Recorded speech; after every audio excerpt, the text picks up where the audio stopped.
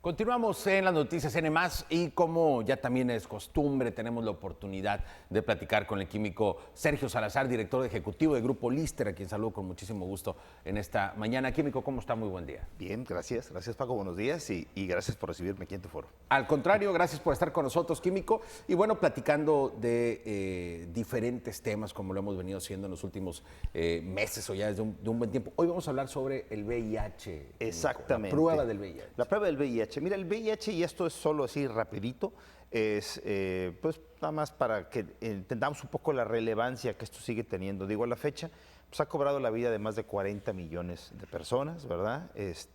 Actualmente viven casi 40 millones de personas, 39 millones de personas hasta el 2022, que vivían con VIH-Sida, ¿no? Entonces, estos por supuesto son estadísticas mundiales, ¿no? Claro. Entonces, el problema sigue siendo actual, es un problema real, es un problema importante. Y yo, bueno, pues un poquito con esto último que nos acaba de pasar con esta pandemia del COVID, creo que algunos temas de salud se dejaron de tocar, uno de los, incluso infecciosos, como en este caso, uno de los cuales es este, ¿no? Entonces, pues yo quisiera un poco platicar, porque además en torno al VIH, de repente hay todavía algunas cosas de las que tal vez en particular no se han hablado tanto. Por ejemplo, la parte justo del diagnóstico, ¿verdad? ¿Cómo se establece, por ejemplo, en el caso del laboratorio, un diagnóstico por VIH, cómo el laboratorio apoya el diagnóstico? Entonces, en ese sentido hay muchos estudios de laboratorio que se pueden aplicar para un proceso diagnóstico de VIH. De inicio, los primeros estudios que se realizan son estudios que se denominan de tamizaje. El propósito de un estudio de tamizaje básicamente es, y muy particularmente para el caso del VIH, es que no se le escape ningún verdadero positivo. ¿Esto qué quiere decir? Gente, o en este caso pacientes, que Falsos negativos, que no existan los falsos negativos. existan los falsos negativos. Pero ¿qué es lo que ocurre cuando se diseña con mucha astringencia un estudio para que no se le escape ningún positivo, ¿verdad? Para poderlos captar a todos. Se sube demasiado la sensibilidad. Cuando uno sube mucho la sensibilidad de un estudio, es inevitable que a algunas personas que no poseen el virus también nos den un resultado o una señal, ¿verdad? Y entonces, esto nos lleva a que el diagnóstico no puede ser establecido con ese primer estudio que se hace, que habitualmente aquí estamos hablando de los anticuerpos contra el VIH, ¿sí?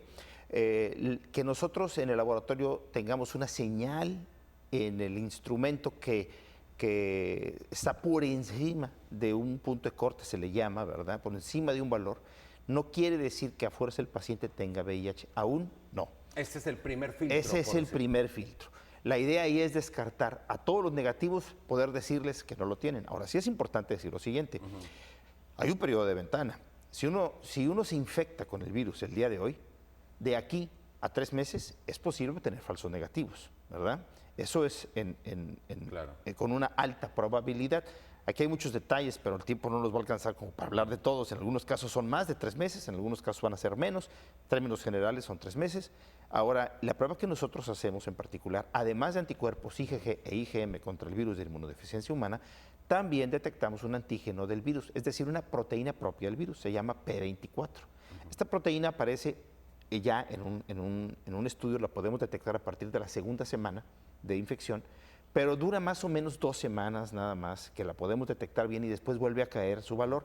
Esto por la respuesta inmune, que entonces, digamos que, grosso modo, medio, vamos a decirlo así, no es el término, pero digamos que neutraliza, entre comillas, un poquito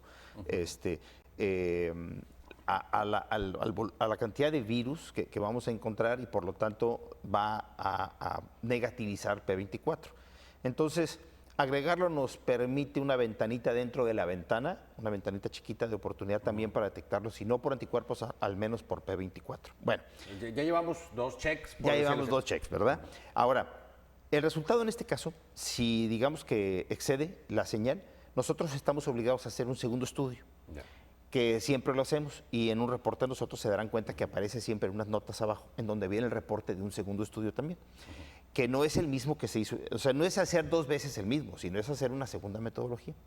Si nosotros corroboramos en ambas metodologías se obtiene un resultado reactivo, se le denomina reactivo a esta altura, no positivo, porque positivo sería como asegurar que lo que se tiene es VIH. Entonces, en esta altura se reporta como reactivo. Si este fuera el caso, entonces hay que hacer un estudio confirmatorio o suplementario, se le llama, por ejemplo, muchas veces en la normativa mexicana, pero al final del día es para confirmar. Ahora, también es posible que haya resultados discordantes, que el primer estudio haya salido reactivo, pero el segundo estudio haya salido negativo o indeterminado. Si este es el caso, entonces el reporte va a tener que ser indeterminado y no podemos en ese momento decir si es reactivo o es negativo. Ahora, ¿qué es lo que hay que hacer? ¿Verdad? En el caso de un indeterminado, se pueden esperar algunos meses para repetir el estudio. Repetir el proceso. O pueden seguir a la confirmatoria si así lo desean también. La confirmatoria, por excelencia ya hoy día, es la carga viral de VIH, que también hacemos nosotros aquí, donde básicamente nosotros determinamos qué tan activo está el virus, cuántas copias se está haciendo el mismo y demás, y entonces es el estudio más sensible que existe, más que cualquier otro. El Western Blot se dejó de usar ya prácticamente para confirmar. Es el estudio, digamos, de peor desempeño de los que son confirmatorios. El DNA proviral tiene un menor... Y que fue famosísimo en su Y que fue muy famoso, exacto, porque fue lo primero que tuvimos. El DNA proviral es otro estudio que a lo mejor se conoce poco, pero en círculos de infectólogos y profesionales de la salud sí se manejó.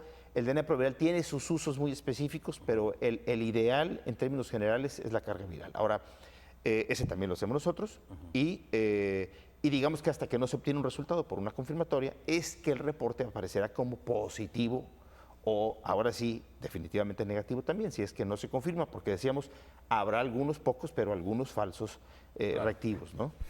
Químico, el tiempo se nos ha agotado, pero muy interesante Claro. el tema, porque yo lo cuestionaba al inicio de la emisión y le decía, pues no es como llegar y sacarme sangre y decir, positivo o negativo, ¿no? Exacto. O sea, es algo extremadamente específico. Es un protocolo. Ojalá pudiéramos seguir con el tema la próxima. Con gusto, claro que sí. Podemos ahondar en alguna de las fases, Claro. porque de estas estoy omitiendo muchas cosas y en Sin realidad duda, el tema sin duda. da para mucho. Gracias, químico Sergio Salazar, director ejecutivo de Grupo Lister. Momento de agradecer y despedirnos de quienes nos han sintonizado a través del sistema Sky. Continuamos con una hora más aquí en las noticias N+.